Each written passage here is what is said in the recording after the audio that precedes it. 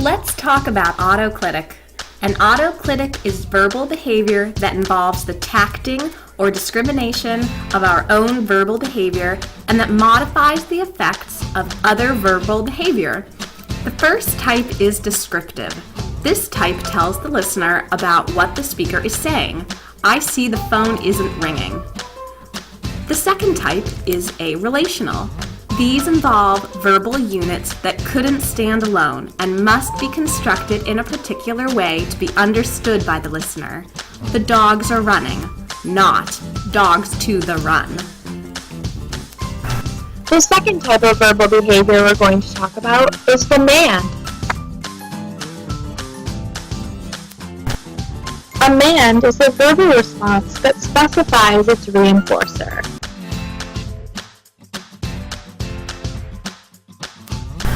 For example, if a child says pencil and receives a pencil, we may say that the pencil reinforces the verbal response.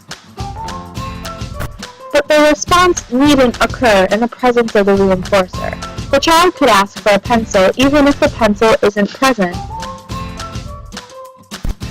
Within the class of demands are subclasses that specify stimuli.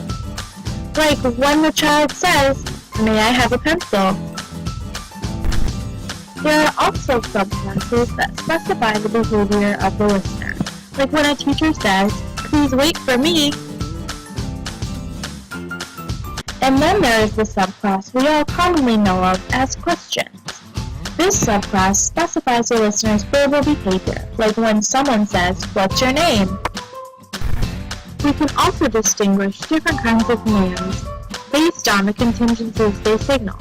For example, bribes specify the consequences of compliance, whereas threats specify the consequences of non-compliance. The next verbal operant that we're going to talk about is called intraverbal. The intraverbal is a form of verbal behavior that has three defining features. The first is the response is verbal. The second is the prior controlling variable is a verbal stimulus. And the third is that there is no point-to-point correspondence between the stimulus and the response. Word association tests are a common example of intraverbal behavior.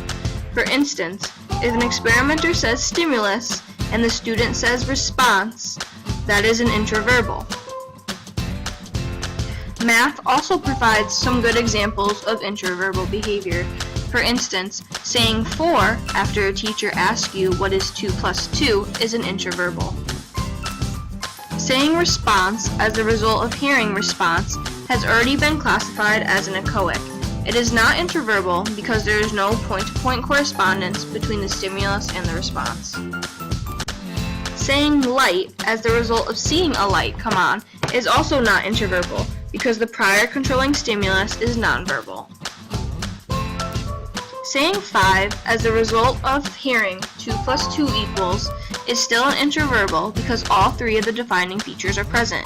The correctness of the response is irrelevant.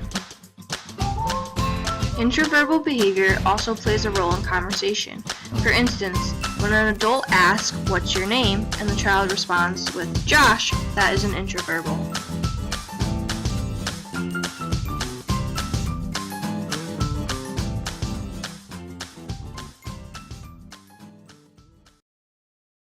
Created using Powtoon.